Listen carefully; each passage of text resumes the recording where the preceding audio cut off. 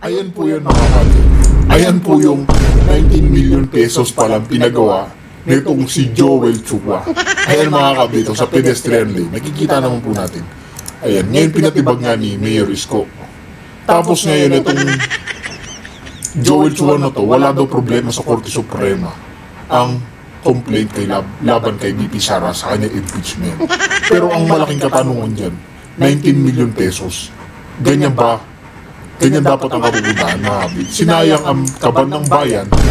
Tapos, maniniwala ho ba kayo 19 million pesos yan mga kapit? Kapanipaniwala ba yung mama na yan? Yan ho yung mga taong matatakot sa kapangyarihan. Magandang araw po sa inyong lahat. Reaction Update PH nagbabalik. Napaganda ho ng pag-uusapan natin ngayon mga kabit. Ito nga po ang impeachment complaint o trial ni VP Sara. Dito kasi mga kabit, mayroon na naman pong patutsada. Ito nga si Joel Chua. Ayan mga kabit. Unang-una tanong natin dito kay Chuang loko-loko mga kabit. Bakit niya pinatayuan ng barangay hall ang malapit sa eskwelahan at sa pedestrian lane? Yan muna ang malaking katanungan. Malaking pera ang winaldas doon mga kapatid. Di ba? Malaking pera po ang winaldas doon sa barangay hall na ipinatayo niya sa pedestrian lane. Hindi po ba nakakahiya yan mga kapatid? Ngayon pinatipag ho ni Mayor Isko Moreno. Pinatibag na ho ni Mayor Isko Moreno itong nasabing barangay hall. Saan na naman nila dinala yung mga pera? Diba? Saan na naman nila dinala ang pera mga kapatid? Malaking pera po yan. Mga kapatid, hindi biro-biro. Tapos ngayon, minamadali na naman nila ang impeachment ni VP Sara. Unang-una, pera taxpayer yan, kaban ng bayan. Sinayang ang pera, pinatayuan nila ng barangay hall ang pedestrian lane. Mga kabit, tama po buhay yung pag-iisip ng taong yan. Papatayuan mo ng isang barangay hall ang pedestrian lane at katapat pa ng eskwela. Diba? Kaya mga kabit, pagiging ho natin na magiging payag nga dito sa impeachment ni VP Sara. Nasa ninyo na ngayon si Congressman Joel Chua ng Manila, isa po sa mga House Prosecutors nga po dito sa paparating kung matutuloy man ang impeachment trial ni VP Sara Duterte. Magandang umaga po, Congressman. Ay, magandang umaga po, Manong Ted, at sa lahat po ng inyong mga taga-subaybay. Salamat sa DJ Chacha pala. Opo, salamat sa panahon, po. Congressman. Congressman, ito nga po, no, nakaabot na po sa inyo itong Supreme Court po na order para po pinagpapaliwanag po, tama ba, parang similarly yung issue na hinihingi sa inyo ng Senate Impeachment Court dito po sa pagpapaliwanag sa mga unang impeachment complaint na inihain laban kay VP Sara? Well, basically, humihingi lang po sila ng mga dokumento, mga impormasyon na under oath na patungkol po dun sa petition po na nakasampa po sa kanila. Kagaya po ng status ng unang tatlong complaint ng mga private citizen. So, yung mga exact date po kung kailan yung mga complaint na na-file ng mga private citizen. So, siguro yung aking paniniwala, yung mga chronological of event at mga dokumento na relevant po para po sa kanilang pagdidesisyon. Opo.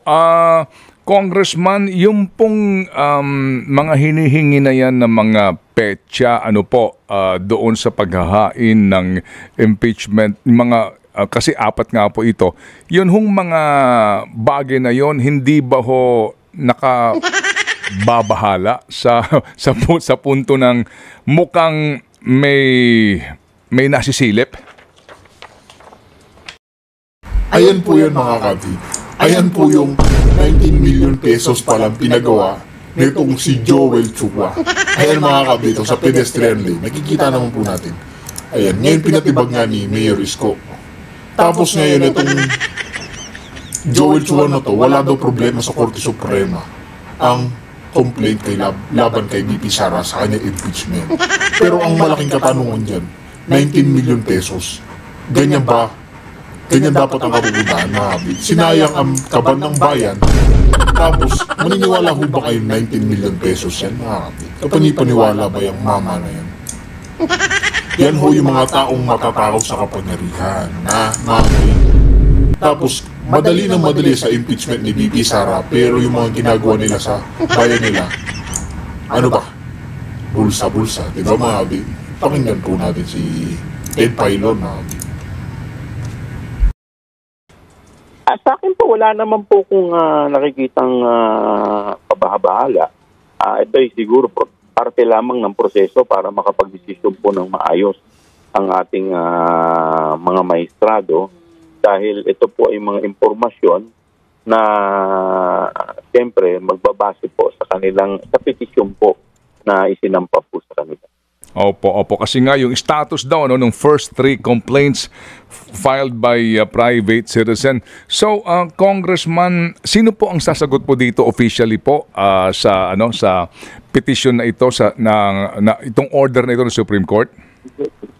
Mayroon pong parte dito na sasagutin ng House at mayroon din pong parte dito na sasagutin po ng Senado.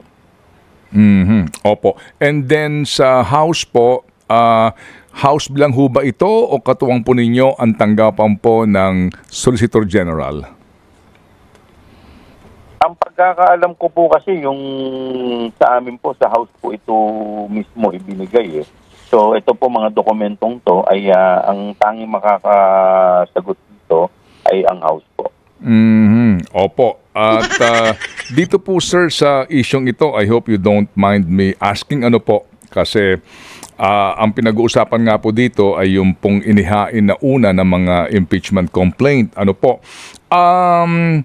Hindi po ba, kung magugunita natin, Congressman, bago po itong 4th impeachment complaint na dumaan nga po doon sa mas mabilis na proseso, no?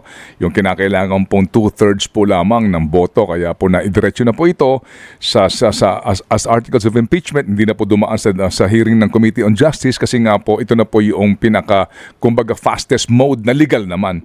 Yung pong tatlo, na hinihingi nga po ng exact dates na ito, ano ba ang rule ng House kapag po tinanggap ng SecGen yung pong impeachment complaint either coming from a member of Congress, verified complaint, or a private citizen pero po meron siyang endorsement ng congressman?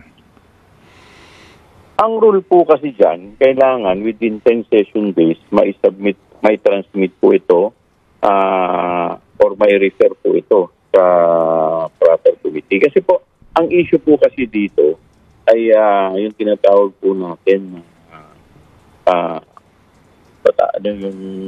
yung ginagamit nilang words kasi na yung sa 10 session days. Dito naman po kasi sa amin pong meron po kasi tayong tinatawag na session number 1, session number 2. So dito po sa atin pumapasok po siya sa 10 session days. So, session number 26 yata or 27 at nang na-transmit po ito ay session number 37. So, kung hindi po ako nagkakamali. So, kaya po dito po sa tinatawag natin 10 session days, ito po ay pasok. Opo. Actually, sir, hindi ba yung pong tatlong impeachment complaint na iyon, hindi naman sila na-refer ba sila sa Office of the Speaker ni SecGen? Naisama po sila sa order of business sabay-sabay kasi meron pong kaso, hindi ko lang po maalala eksakto yung title. Pero dito po sa kasong to, parang sinasabi na pinapayagan naman po na yung SecGen na antayin muna, lalo-lalo na kung alam niya. Kasi kung hindi po, kung ang magiging basihan po natin ay yung unang filing ng impeachment complaint, ay ang mangyayari po yan, unahan na lang po. Opo. Sige, so klaruhin ko lang. Dito po sa case at bar ngayon, Congressman, dito po sa case at bar na ito, yung pong tatlo na nauna na i-refer on record sa Speaker of the House and the Speaker referred it correspondingly sa Committee on Justice? sa order of business po ng plenaryo. Opo. Kasi So nga po, hindi po sila na-refer pa sa Committee on I Justice see. Mm. dahil wala pong referral. Kaya hindi po natin po pwedeng masabi na kompleto po yung Proseso. initiation. Yung initiation. Oo, kasi doon po nagkakatalo. Kailan ba? Sige po. So, Congressman Joel, can you educate us, according to your rules and according to the Supreme Court jurisprudence po dito, when is an impeachment complaint deemed initiated? Dalawa po yan. Unang-una po, kailangan po magkaroon po ng filing at pangalawa po, kailangan mai-refer po to sa proper committee. Kasi dalawang klase po ang proseso. Ang proseso po niyan, unang-una, ay ito po yung tinatawag natin na committee, dadaan po sa committee level. Yung isa pong proseso, yung tinatawag po natin na house action. Oh, yes, sir. Okay, doon sa committee level, kailangan po, dapat yan, meron pong, para makumpleto po yan, kailangan may referral sa Committee on Justice. So, ito pong route na pinasok po ng dito po sa impeachment po ni Vice President Sara, ito po yung house action. Opo. Yung nga yung amin na ipaliwanag. Which is nasa rules po yan at saka nasa Yes, opo. May klaro po yun. 2/3 lang po ang kailangan dito. You got more than 2/3 nga. Ito rin po yung dinaanan nung panahon din po ng dating Pangulong Estrada, no? Yung that process. Tama po kayo. Okay. So balikan ko lang itong yung isang mode, no? Okay. Kasi po dito, no, I think dito po ang magiging contentious issue kasi ang sabi po dito, no. Opo. Yung pong filing and referral of verified complaint, no. Basahin ko po, Congressman. Ito po yung House rules ninyo, ha. Opo. A verified complaint for impeachment by a member of the House or by any citizen upon a resolution of endorsement by any member thereof shall be filed with the office of the Secretary General and immediately referred to the Speaker. Okay. So, yeah, opo. And then, an impeachment complaint is verified by an affidavit that the complainant has read the complaint and that the allegations therein are true and correct of his personal knowledge or based on authentic records. An impeachment complaint required to be verified which contains a verification based on information and belief or upon knowledge, information and belief or lacks a proper verification shall be treated as an unsigned impeachment complaint. Yan po, klaro yan, ha? The Speaker shall have it included in the order of business within 10 session days from receipt and shall then be referred to the Committee on Justice within 3 session days. Okay, so klaro po ito, no? So klaro po ito. Sabi nga ninyo, nagbilang kayo, mukha naman pong hindi siya sumakto doon po sa tama, sa bilang ng... Pasok po siya doon sa 10 session days. Opo, pasok sa 10 session days pero hindi na i-refer sa Committee on Justice. Tama? Tama po. Okay, sige. So ito ngayon tanong, mukhang dito po yata ang yung bakit daw inupuan ng SecGen yung mga complaints at hindi siya forthwith, kung baka gagamitin ko, Congressman, bakit hindi immediately referred to the Speaker upon receipt of the complaint? Meron po kasing kaso, yung nga po yung binabanggit ko po sa inyo kanina, hindi ko lang maalala yung kaso na title, kung saan sinasabi po dito na yung SecGen hindi naman kailangan, pag final po sa kanya, kailangan automatic ibigay niya. Dahil lalo pat po kung alam po niya na may mga susunod pang mga complaint na isasubmit. Dahil kung ganun po ang mangyayari po niyan, kada bigay na lang po niya, kada may magpa-file na lang po, tanggap na lang po siya, ibibigay niya, kung yun po ang magiging basihan natin ng 1-year ban rule, di pa unahan na lang po yan. Opo. So dito po kasi ang sinasabi naman po dito, wala naman pong bilang, bagamat ang sinasabi po dito, ang bilang ng binabanggit lamang dito ay yung 10 session days. Opo. So yun po, so kumbaga po, Congressman, kinaklaro po ninyo na yung SecGen, nung tinanggap niya itong mga paunang complaints na ito, hindi niya muna ito inaksyonan hango din sa kanyang kapangyarihan bilang SecGen sa panahon na iyon. Well, yung SecGen po siguro makakasagot po niyan, but I can only assume na dahil may mga, noong time na yun, nung may nag-file po ng una, may mga nagsalita na po na may magpa-file din eh. Kaya, kumbaga, may mga, kung ang gagawin po niya, so, ang inassume ko, ginather niya muna lahat. In fact, meron pa yatang isang nagsalita na magpa-file pero hindi na umabot. Opo. Opo. Kasi kaya ho namin ito kinaklaro lang nga kasi alam niyo baka ito yung maging cause of delay nitong trial, di ba? Kapag sinabi ng Senado, hintayin muna natin ma-resolve yan ng Supreme Court bilang paggalang sa kanila. So, Congressman, paano po natin to dapat intindihin, no? itong word na ito? Kasi kung doon sa Senado, yung forthwith, ang kahulugan nila kung kailan ko lang gusto. Ang forthwith po, depende, no? Ito po, ulitin ko lang, a verified complaint for impeachment by a member of the House or by any citizen upon a resolution of endorsement by any member thereof shall be filed. Yung gusto magreklamo, with the office of the Secretary General and immediately referred to the Speaker. Yung immediately referred to the Speaker, hindi po forthwith yon, Congressman?